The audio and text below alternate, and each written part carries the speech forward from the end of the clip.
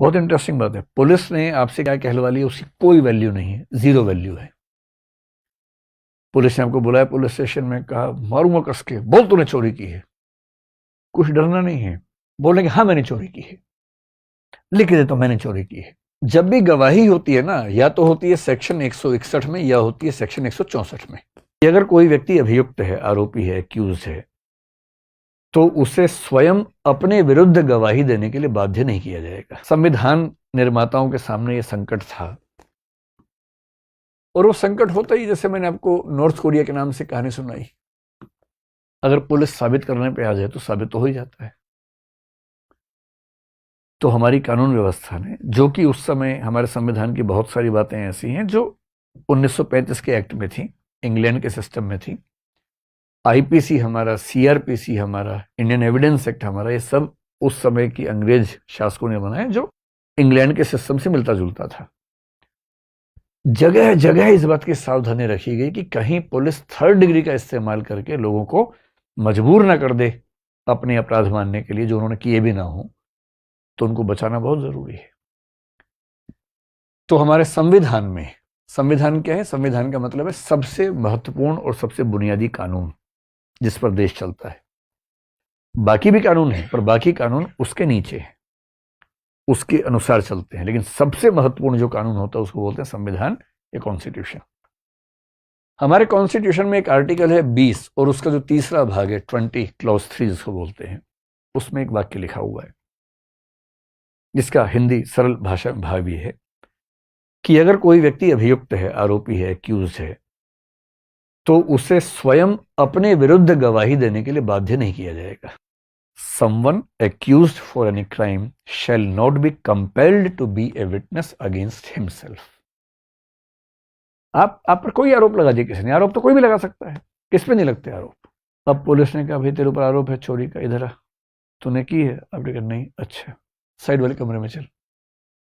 और वहां लाठी भाला तोप लेके आ रहे, मार मार के अंत में आदमी को लगता है यार चोरी मान लेता हूँ, ठीक है, ये तो जान से मार देगा। आपने कहा हाँ मैंने चोरी की, मैंने चोरी की। बोले भाई हम तो पहले कह रहे थे, चल लिख के दे मैंने चोरी की। मैंने कहा मैंने चोरी की है। अदालत में देखा है, हाँ जी इसने चोरी की है, वो लिख के दे रहा, बोल भी रहा है, रिकॉर्डिंग में है इसकी पूरे से। जज ने कहा अच्छा तुमने चोरी की है? आप कह रहे हाँ जी मैंने चोरी की है, तो जाओ फिर 1 साल के लिए जेल में। हो गया फैसला, केस बंद, पुलिस इफेक्टिव है, जबरदस्त तरीके से काम चल रहा है। पर ऐसी व्यवस्था तो हम में से कोई नहीं चाहता। तो संविधान ने लिख दिया भाई कि अगर कोई व्यक्ति अभियुक्त है तो उसको अपने विरुद्ध गवाही देने के लिए बाध्य नहीं कर सकते। आप कहेंगे बताओ तुमने किया है? नहीं, वो कहेगा नहीं पता, नहीं बोलूंगा, मैं अपने खिलाफ नहीं बोलूंगा किसी भी हाल में, मेरा कॉन्स्टिट्यूशनल फंडामेंटल राइट है, नहीं बोलूंगा। और ये राइट दुनिया के हर सभ्य देश में है, केवल हमारे देश में नहीं, हर सभ्य देश में है। फिर इस बात को और स्पष्ट करने के लिए एक कानून होता है सीआरपीसी, पता नहीं इसका नाम आप जानते हैं, क्रिमिनल प्रोसीजर कोड। एक है IPC, Indian penal code. IPC में लिखा है कौन सा काम अपराध है, कितनी सजा होगी, सब्सटेंटिव लॉ बोलते हैं। सीआरपीसी का मतलब है कि आपराधिक मामलों में अदालत में कार्यवाही कैसे चलेगी, क्रिमिनल प्रोसीजर कोड, प्रोसीजर के बारे में है।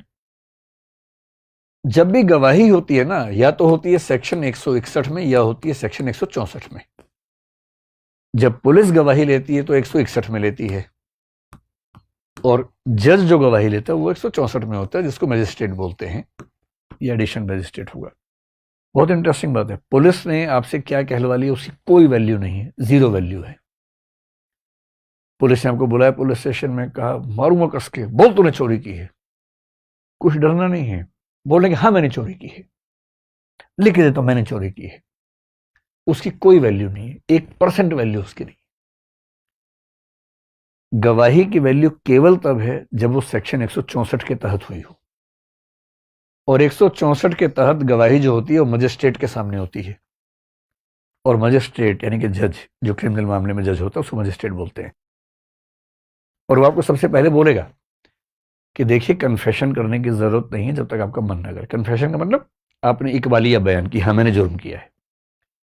वो साफ साफ बोलेगा कि कानून व्यवस्था के तहत आप कन्फेशन करने के लिए मजबूर नहीं है, ये आपकी चॉइस का मामला है। हाँ मेरे सामने आप कन्फेशन करेंगे तो ये एक सबूत बन जाएगा आपके खिलाफ, आप नहीं करेंगे तो आपकी चॉइस है।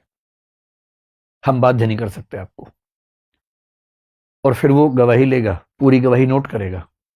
नोट करने के बाद उस व्यक्ति को पढ़ के सुनाएगा कि भाई ये नोट किया है, सुन लो, ठीक है? वो कहेगा हाँ ठीक है, तब साइन करेगा वो व्यक्ति खुद भी, और जज भी साइन करेगा उस पर।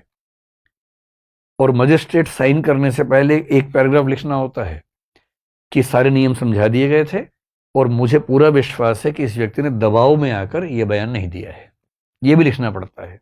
तब होती है गवाही सेक्शन 164 में सही। और इसी कानून के सेक्शन 281 में ठीक से बताया गया कि गवाही की नोटिंग की प्रक्रिया क्या होगी। तो इन दोनों को मिला के काम किया जाता है। 161 में क्या है कि पुलिस इन्वेस्टिगेशन कर रही है। अब जो आईओ है, आईओ क्या होता है? इन्वेस्टिगेटिंग ऑफिसर, इन्वेस्टिगेशन ऑफिसर, जो इन्वेस्टिगेट करता है उस मामले को, उसको अधिकार है कि वो किसी को बुला सकता है। तो 161(1) में कहा गया कि पुलिस का अधिकारी किसी भी ऐसे व्यक्ति को बुला सकता है, उसकी मतलब बातचीत कर सकता है, विटनेस ले सकता है, जो उसके हिसाब से उस केस के बारे में जानकारी रखता है। उसको अधिकार है पुलिस वाले को।